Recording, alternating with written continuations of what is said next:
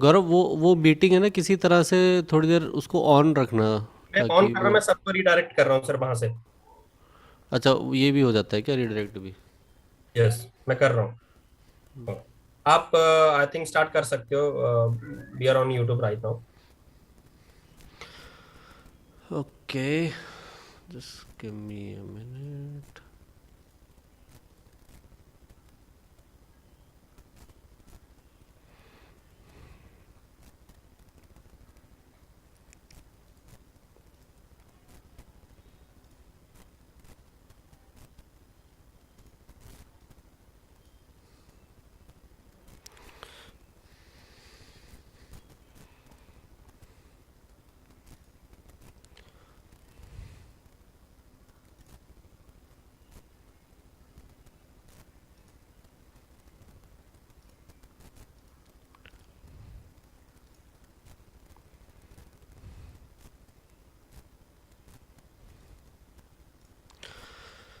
Yeah, so hello everyone.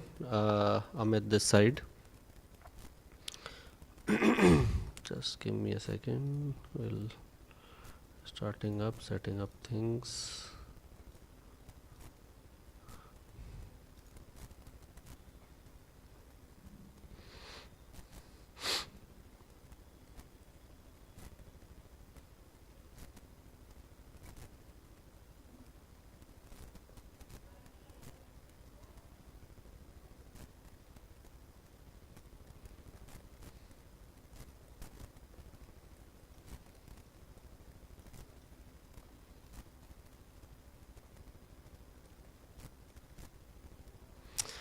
Okay, so we are starting a new batch, guys, and my name is Amit, and the topic would be basically Python for network engineers. That will act as a basis for the for the ENAUTO CCNP ENAUTO class. So basically, CCNP ENAUTO basically includes the automation of a lot of platforms that are coming out from Cisco side, and to be able to automate all these platforms, you need Python. Okay, and you need a good decent level of understanding of Python to be able to do any kind of automation. And so Python has kind of become the de facto language nowadays. So that is the reason why that is the reason why Python for network engineers, because most of the bigger companies, or the enterprises that are in the vendor space, or creating devices, network devices, they are heavily pushing for Python. And the reason for that is also pretty obvious. The syntax for writing Python is very easy. Okay, it is pretty much as if you are writing a normal English language. And as network engineers, if you basically have to teach network engineers how to code, then probably anyone who has an understanding of both these domains, the first language that will come to their mind is Python. And the reason for that is, it is very, the syntax is very easily transmissible. Like a network engineer can understand the syntax. There is a concept of indentation that is like mostly used. As network engineers, we all understand what is indentation. Like for example, we have the interface command in any whether it is Cisco or Juniper or anything. If we have interface gig 0/1, we give an indentation of one space before giving the command of IP address, for example. Okay, so this space that we give, okay, is called indentation, right? So this is a very important concept in Python as well. Okay, and there are a lot of these overlapping concepts, and lot of the complex things that are achieved in other languages like Java and Ruby and other languages are very easily achieved in Python. Okay, and Python is basically built on top of the C language, so basically it is faster as well, and with the newer versions that are coming out, it is becoming even more faster. Okay, so that is why Python becomes an obvious progression for network engineers to learn. And now what is happening is, because these giants, these big vendor companies, and I'm not afraid to take the name, mainly Cisco, Juniper, have already because they have started the push towards Python. It is more wiser, I would say it is more wiser to learn Python only, and not go for any other languages at this point. It is because at this point it is a very obvious thing to decide, because the documentation of any product that is coming out, if they have to explain that how to automate any product that is coming out, either from Juniper or Cisco or Palo Alto, or for that matter any other big vendor, they basically inherently provide support for Python, and they, to the extent that they are even developing their own Python libraries. Okay, so they have taken it to the extent where you can just download a Python library and you can start automating the product directly. Okay, for example, they have Python libraries for the Viptela SD-WAN solution. They have a Python library for DNA center solution, DNAC. Okay, and for ACI as well, I guess. So and even if they don't have a library, still they will give you a framework. They'll give you a lot of example scripts and lot of documentation to be able to automate all these platforms using Python. And that is why Python becomes very, very obvious choice at this point. And now, in general, why Python has become very viral, sort of, or you can say very used by everyone, and used, and it is also being started, like people have started using it in every walk of life pretty much. A lot of software we are writing using Python. The reason for that again comes down to syntax. Okay, now what happened with the easy syntax is that any people belong to, like, primarily if I talk about it, any walk of IT. Okay, people from any domain within IT, for those people it was very easy to learn Python because of its easy syntax.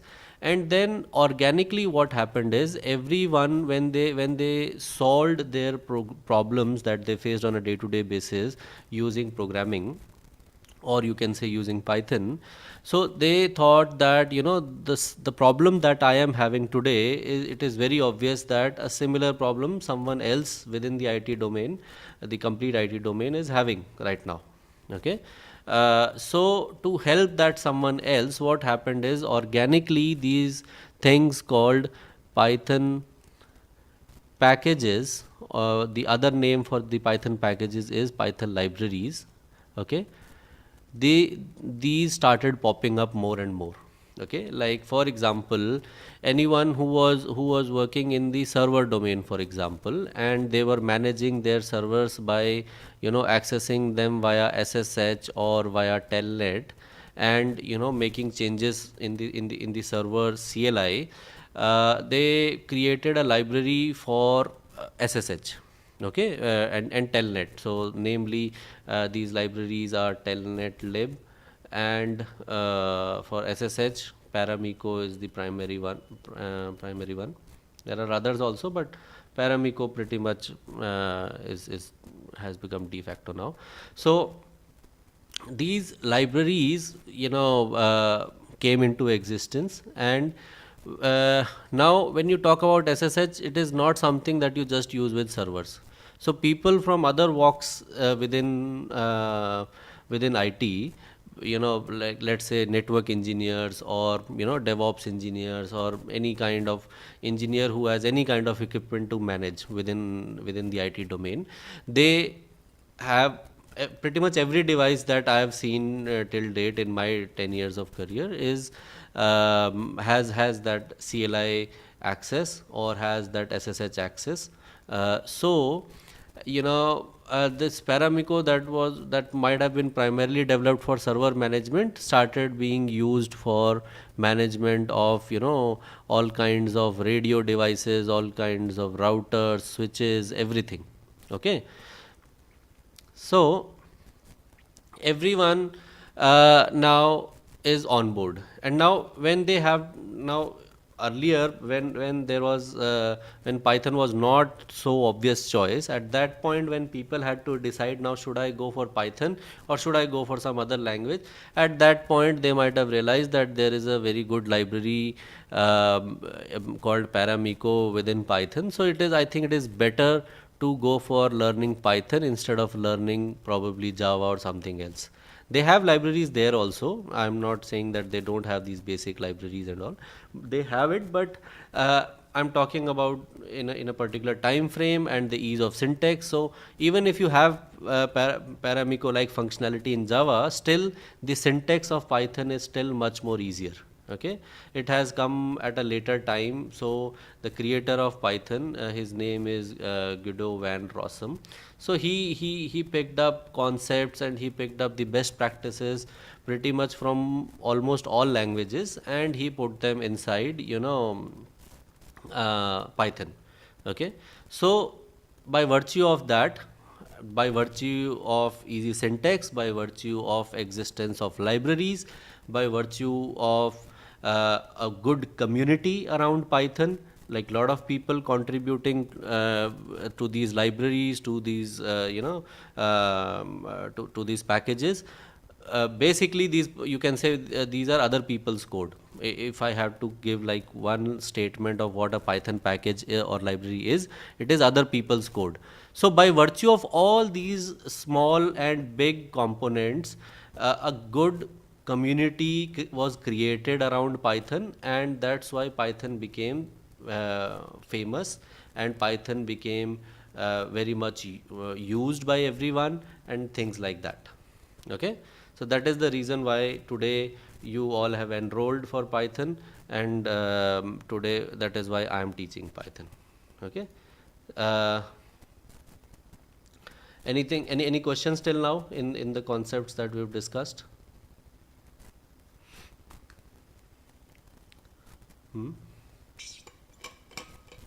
Any questions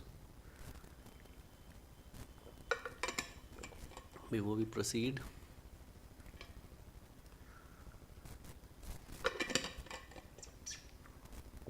Okay,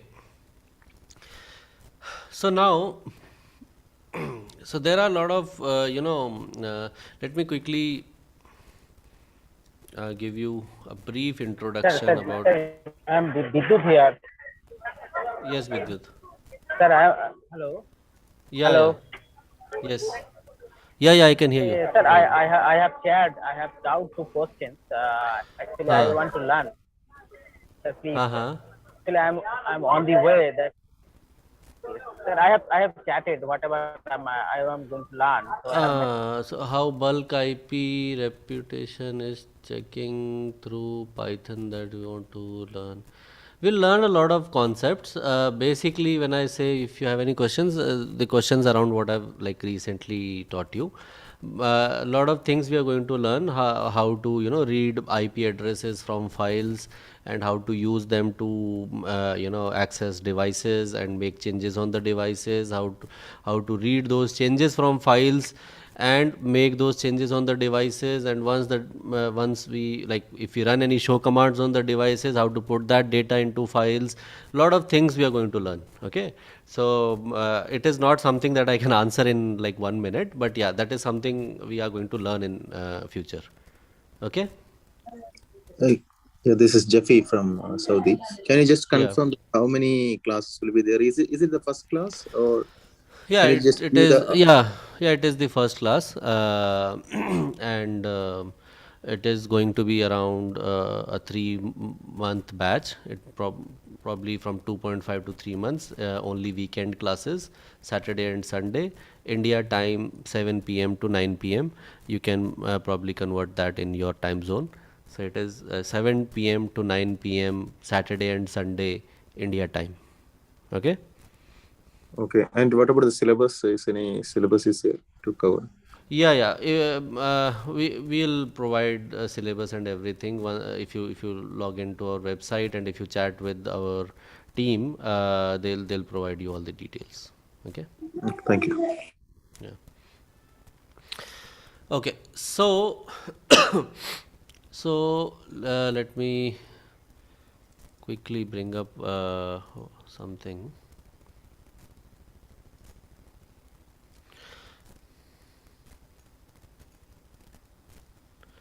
So this the gentleman that you see on your screen is 𝐍𝐤𝐬 van Rossum. Okay, he's the creator of Python, or the guy who laid the foundations.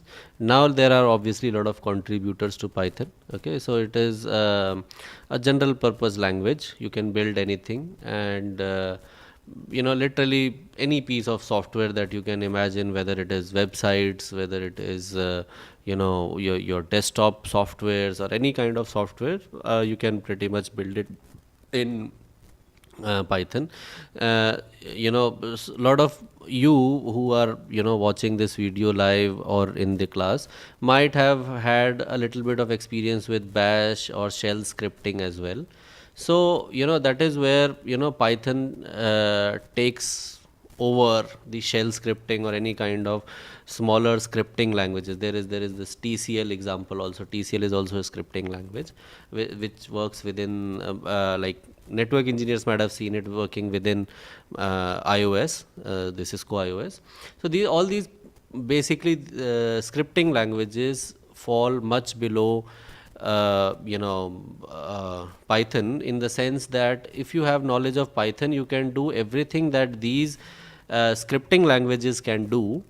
And you can also, on top of that, if you learn the concepts, you can also start building your own internal portals, websites, and pretty much any kind of software that runs on your desktop to do certain tasks. So you can take it up to those levels. But bash and shell basically pretty much work within the Linux or the Unix based operating systems, and and they can do tasks that are within that scope. Okay, within the scope of that particular system. Okay, so very limited scope. That is where Python takes over them. And then talking about open source, it is open source and free. Everyone can download it, use it, and build software with it. There's no charges. Obviously they do accept donations, but there are no charges as such. Then Python packages that like we recently discussed, the complete community, the complete ecosystem that has developed around Python, where people have because it was easy to use, easy to understand, easy to work with this language, everyone downloaded it, everyone started using it, and therefore Python packages or libraries started developing, and everyone was able to get on board. And now most of the libraries and most of the things are already in Python, so that's why it is a very obvious choice to go for Python. Okay. Then main versions of Python, earlier we had a version 2.x and currently 3.x, and as per the latest information, we are not going above that. It is going to be 3. something only, and currently we are probably at 3.11 or 3.12. So we will be using the latest versions of Python only to get the within the course and for future as well. So 2.x was pretty much out of picture now, and 3.x is in, and we'll be using that. So currently I guess it is 3.11 something. So you can basically download the latest one and you can start using it within the course. Now I keep mentioning about Python packages and libraries so much because it is obviously one of the most important concepts. Okay, and to manage all these packages. Now, whenever you set out to do any task, let's say you are given a task, let's say by your team, by your manager, within your company or anywhere else, within your lab. What basically at a high level, the tasks that a network engineer has to do is, let's say they have a router or a switch or a firewall or anything, any other network device, and they have their PC and they have access via SSH to this device, or they have access via telnet. Basically they have CLI access to the device, and most of the time, like 90% of the time, the task is to access the device via let's say SSH session. And when you access the device via SSH session, you have to take care of things like credentials, username, password you have to put to authenticate into the session. And once that is done, the session is established, then you take care of establishing the encrypted channel, if it is SSH specifically, not in the case of telnet. But you have to establish that encrypted channel, and once that encrypted channel is established as well, then what do? You send your data to and fro between the device and your PC. So you would want, basically in this session, your PC will act as the client, and your network device will act as the server, right? SSH server, SSH client. Okay, so you can use a library like Paramiko that will help you establish the session, help you establish the encrypted channel.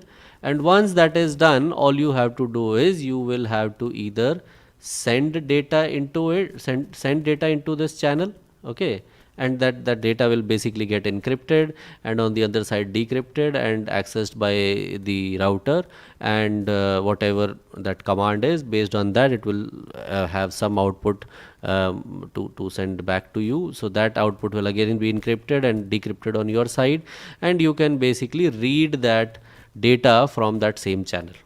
Okay, so you can write or read, or you can send and receive, whatever you want to call these things.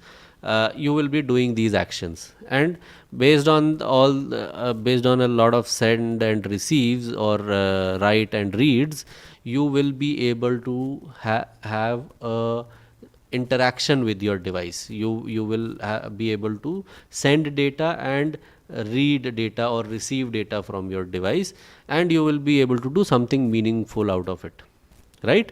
So in this scenario, if you were to build the whole code to do all these things yourself, what would happen? Okay, if you wanted to do all these things yourself, or let's say your company wanted to do all these things yourself, then let's say there was no library called Paramiko to help you out here, then you would basically, or your company would be doing a lot of other tasks as well. Tasks like they will have to build code or write code that will be able to handle packets. Okay, packets in a session. So when I say session, it should be able to handle, if it is like SSH is a TCP protocol, so handle TCP session. So it should be able to send and receive packets in a session. It should be able to handle a complete TCP session. Like if there are drops and things like that, it should be able to handle that. That basically you will have to implement the complete TCP protocol in code. Okay. Then on top of that, once you are able to do that, then you will have to modify, basically build further code on top of that to handle the specificities of an SSH session. Right, that how an SSH session works. So that it has a basically you will your PC will have to allot a source port number. There will be a destination port number 22 for SSH. Then there will be a source IP of your PC, destination IP of your router, and then you will have to manage on top of that how to do encryption, how to do decryption in the channel, okay, that you will establish on top of the SSH session. Okay, so one on top of the other, one on top of the other. Everything you will have to build yourself in code. Now the simple task of sending few show commands and receiving outputs has become probably a year-long project, okay, that your company has to do. Now it has to probably get professional developers and write all that code for you. Whereas now in the present scenario, you just have to download one library and just understand, read the documentation of Paramiko, and you will be able to write code. If you have if your basic concepts of writing code are clear, you will be able to write this code probably in a single evening.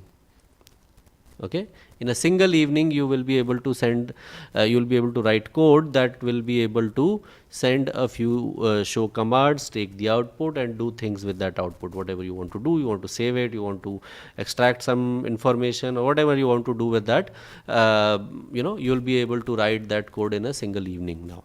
So all this has been reduced by what? By this library Paramiko. So basically, in any programming language, libraries are very, very critical. Libraries, or the other name is packages. Okay. Any doubt till this point?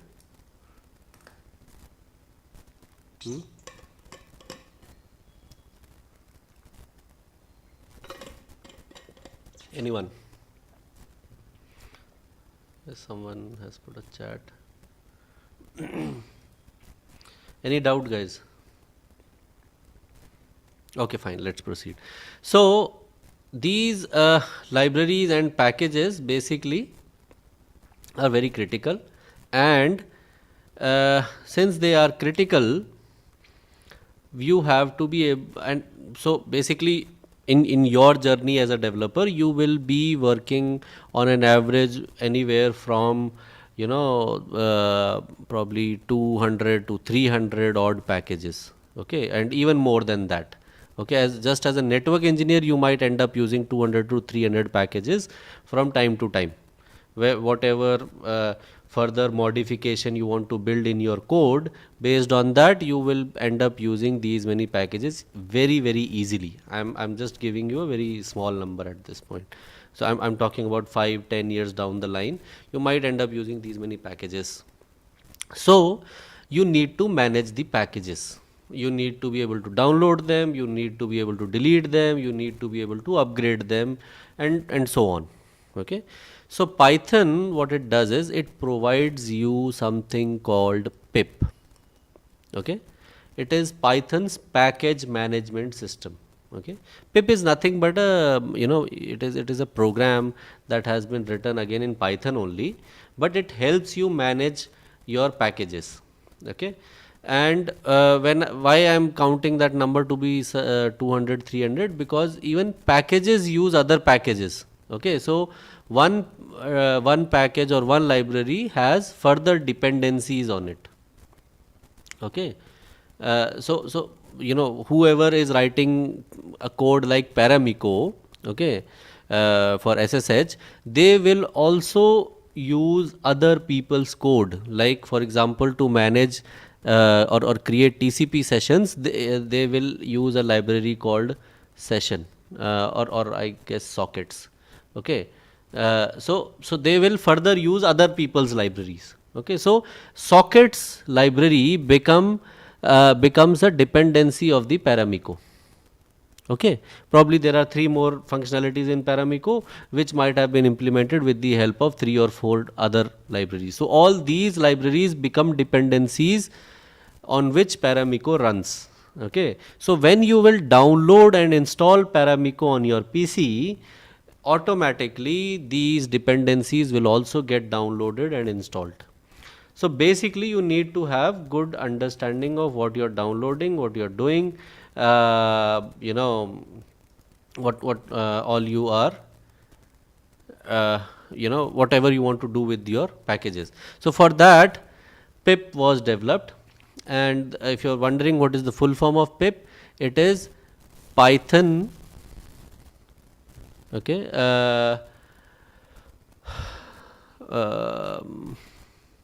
sorry, it is just a minute, I lost track of words. I saw some message and all. I thought someone is messaging me.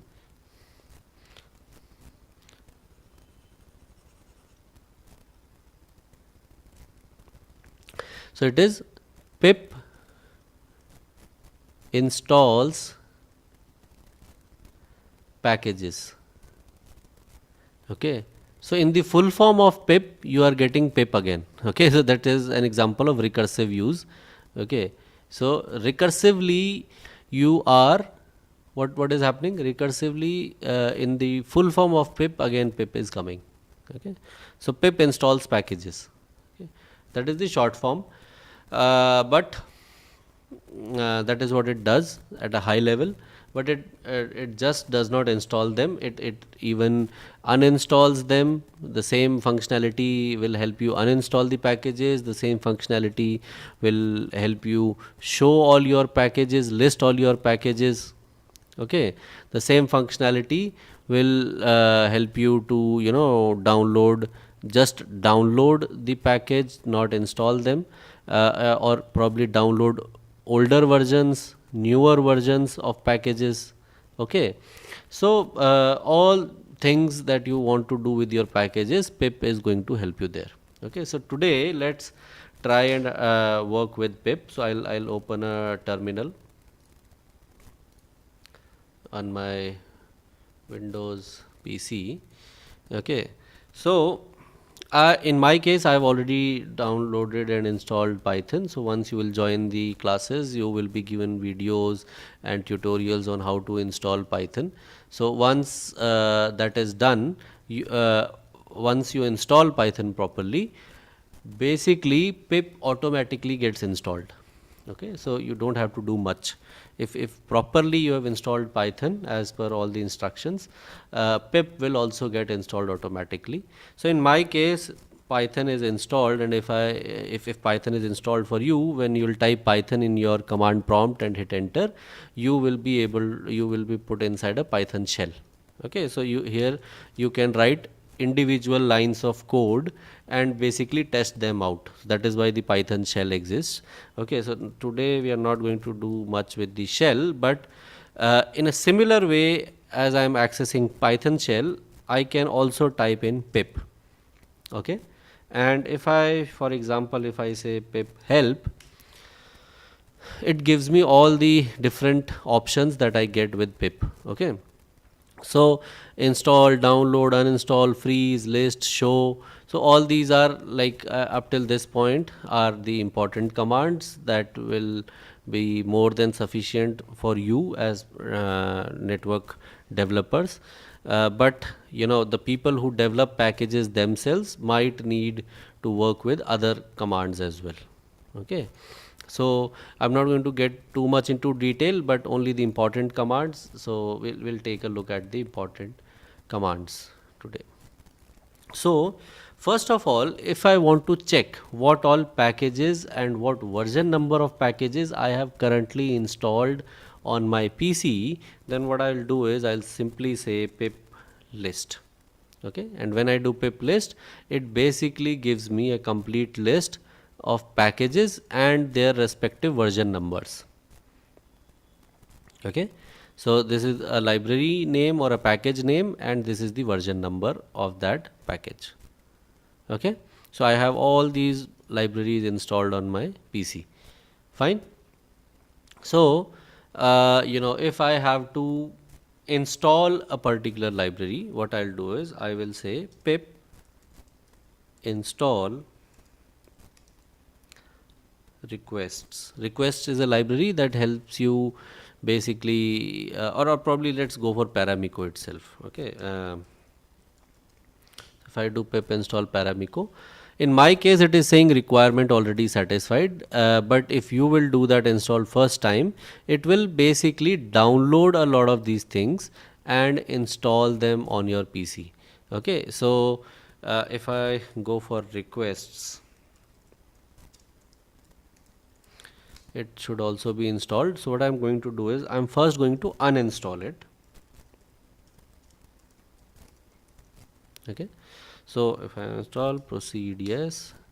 and it will uninstall it. So requests 2.28.1 was uninstalled successfully. Now if I go ahead and run the earlier command of installing the library, let's see what happens. So again it is saying that using the cached version, but if you were to download any library, let me get rid of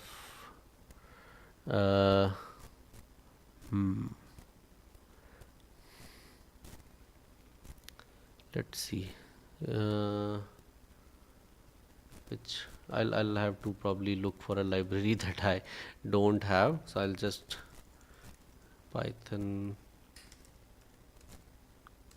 packages, just some example. I'm looking for some good example that I can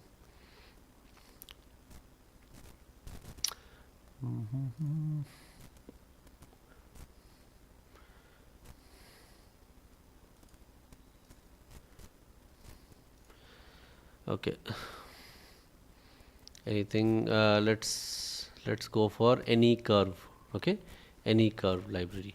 So if I go for this library, pip install any curve, so you see it starts downloading the library as well as it starts downloading its dependencies. Okay, and then it will start installing all these dependencies for me. Okay, although I installed only the library any curve, why did I download and install all these libraries as well? Okay, until this point, any curve itself is the last one. I also downloaded and installed these other libraries. That is because any curve library, or the creators of the library any curve, they themselves needed other libraries to create the features that any curve library has. Okay, everyone understood this statement? Any doubts? Anyone?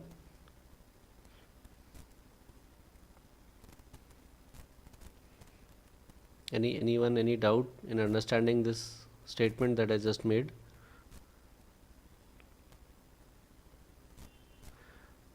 Okay, so I installed the AnyCurve library, but all these libraries also got downloaded and they got installed as well. Okay, so these libraries, like this is the main library and these are its dependencies. Okay, you understood the logic of dependency. Some of the dependencies I already had, so they were like not downloaded, and for those libraries it simply said requirement already satisfied, because I already have these libraries installed on my PC. Okay, so that is how basic library. Now probably some of you might be wondering that okay, it is downloading and installing, but from where is it downloading?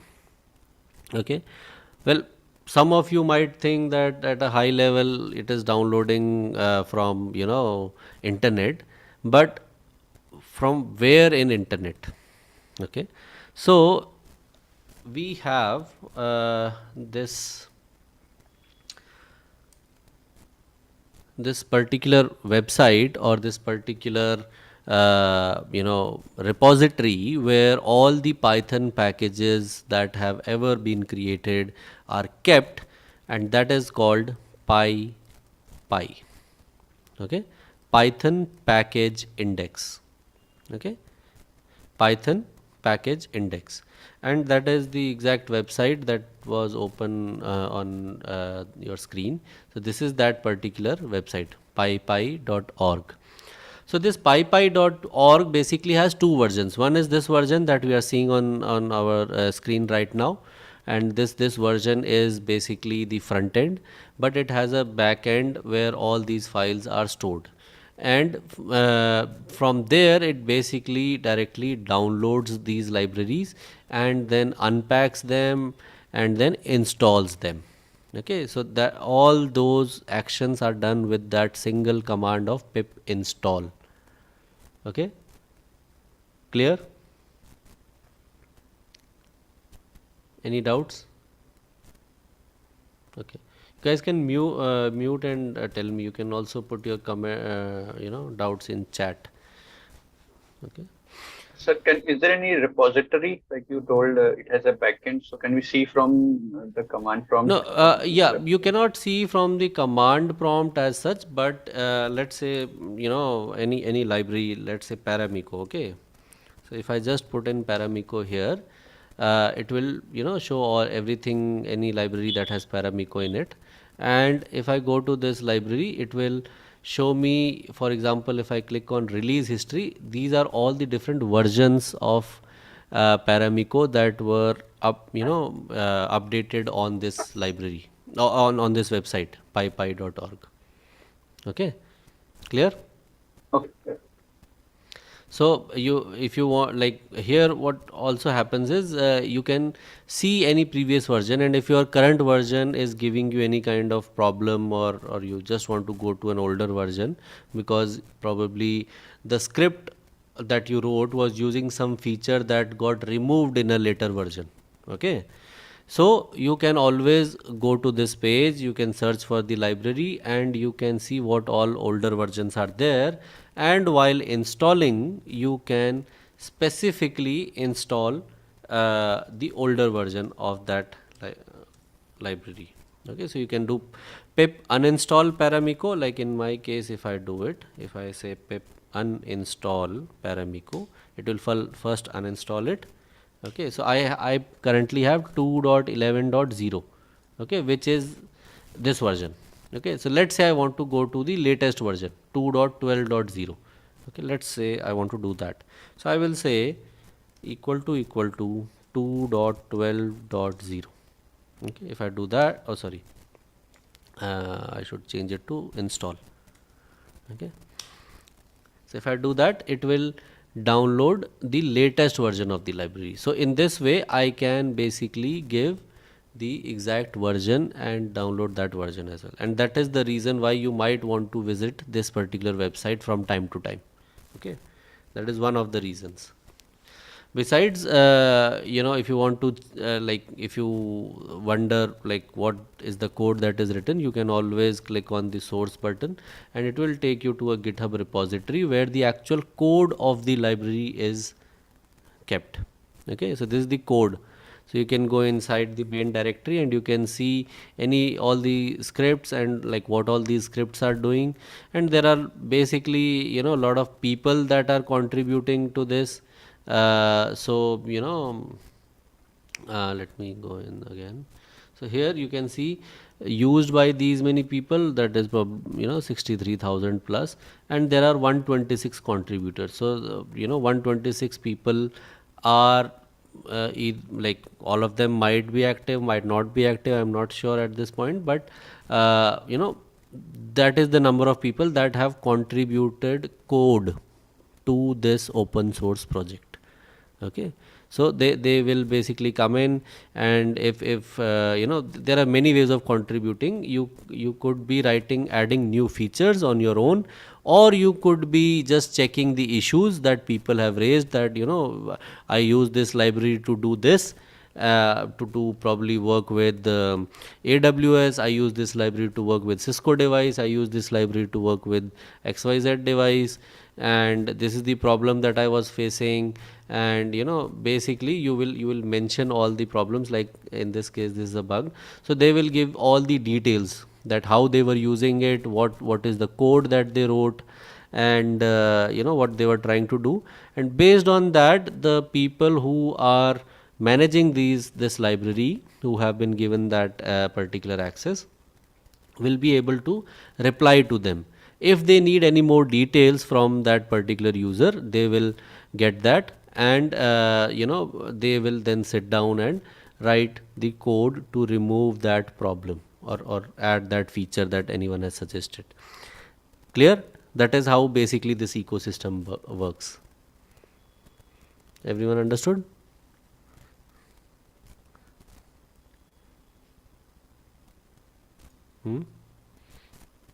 Yes. Fine. So so one more important thing. you learned how to, see all the different commands within pip. You learned how to uninstall a library, install a library. You learned how to see all the libraries that are currently installed. Let's now look at one more thing, one more important feature, which you might need when you are working in a bigger project. Like let's say further down the line you are part of a network automation team, and let's say 5, 10, 15 people in your team are working together on some script or some project. So what happens generally is, like, I'll not get into the very specifics of how you will be working on the same code, because that is a far-fetched thing, very detailed concept which you'll learn within the course, but I don't want to mention it now to confuse you. So, what happens is that, you like, if you spend enough time, you will realize that when you write code and you use a particular version of a library to write that code, and you see that okay, the code worked on your PC.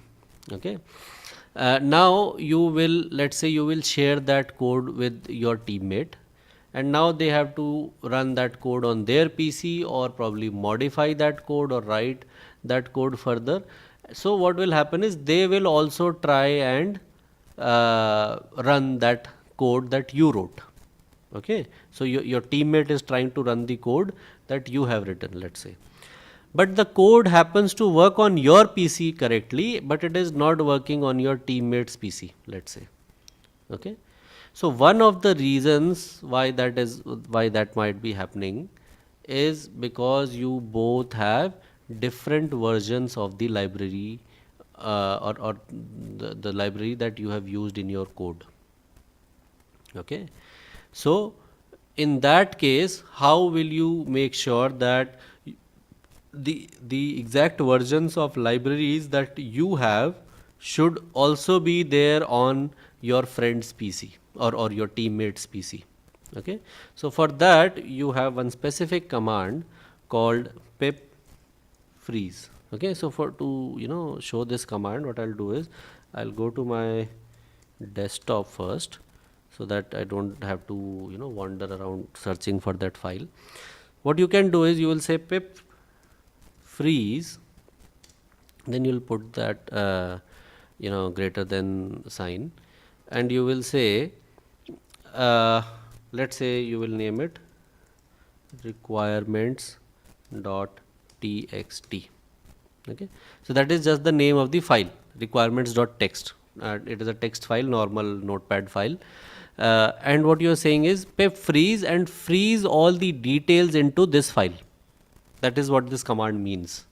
Okay, so once you hit enter, okay, it will come back, but at this point on my on my PC's screen, let me show it to you. This file got created, requirements.txt. Okay, and when I double click on this, it opens this file. Okay, this is requirements.txt, and here you will see that all the libraries and their specific version numbers that I have on my PC have been put inside this file. Okay, now what do I have to do next? I just have to share this file with my teammate. Okay, now when my teammate gets this file, no matter how he gets it, I upload it to some drive, or I just email it to him or her, or however I want to share, I will share this file. And once they get this file, okay, once this file is with them, it is on their PC, what they will do is they will simply come back, they will open their terminal on their PC, and they will say pip install. Instead of giving the name of the libraries directly, they will say -r. Okay, pip install -r, and then they will give the name of the file that was shared to them by me, okay, or by you, and they will hit the enter key straight away. Now what will happen after this? all the library versions that were shared to them, because it is like my PC only, so nothing, everything was basically the same, nothing happened. But what will happen in their case is any library that was on a different version number on their PC will get changed to the version number that you have given, or if any library was missing, that will get downloaded. Okay, clear? Show us the command again. Pip install -r and then the name of the file. Okay, pip install -r. Is it clear? Yes. So any doubts till this point? Everyone understood like what are packages, what are libraries, and how basically you manage all these libraries and packages on your PC. Is everyone clear on that? Yes, yes. Yes. Okay, so today we are going to stop at this point. Okay, this is a demo class and this is going to be on YouTube, and actually it is live on YouTube right now. So we are going to stop here, and you know, probably within today or tomorrow or whenever by the next week this batch is going to be finalized. If you're going to go for this batch, then you know, sign up. You have this week with you, do your sign ups and join this, and you know, all the further classes will be done you know, with the signed up people. Okay. So sign up, what is the process for sign up? You have any details? You have to just get in touch with our team, and the details you will find on YouTube. Just go, or you will just search, if you just search for Network Kings on internet, you can access our website, and there the numbers will be mentioned. You just get in touch with them, and they will, you know, inform you about the fees and everything and all the procedures, and then you know, Okay. you can go through the process. So in summary, this class is going to be like 2.5 months to 3 months, and weekly 2 classes, like weekend classes, 1 hour, right? No, 2 hours, 7 2 p.m. hours. to 9 p.m. Okay. Okay, right. Clear? On Saturday and Sunday. And for installing this Python and all, someone will help. Yeah, you will get all the videos for everything, and if you still have any doubt, I'll be there in the classes, and I open the classes like 15-20 minutes earlier than the normal timing, so you can ask there. Okay. Okay, clear. So this will be in Zoom, right? So you prefer to attend a class over the laptop or mobile? Well, obviously laptop, but you know what will work best for you is if you somehow have a dual screen setup. Okay. Okay, Or probably a dual device setup, where let's say if you have something like a tablet or something, then you can probably open the meeting on that, and you know, whatever I teach in class, if you want to probably, you know, jot things down, or if you want to you know, execute the code, like at least for first module or first section of this course, you will be doing problems in the class itself. As I give it to you, I'll give you the time to do it, and you'll have to do it in the class itself. So in those scenarios it becomes best. But otherwise, if you have a single laptop and single screen, then too you'll be, I think, mostly good. Not a big deal. Okay. Okay, right. Clear. Thank you. And what about like because I joined from Gulf region. Here is Sunday is working day. So is any recording class will be there in case of you? Yeah, class recording. Yeah, that's a good question. Class recording will be there, and once you sign up, and your account will be created on our website, and all the classes recordings will pretty much get uploaded, you know, the same day, and it will be available to you by next day morning. Okay. Okay, thank you. Yeah. Clear, guys? Any other doubt? Any logistical question or conceptual question? Anything? Okay, so probably I'll stop the live.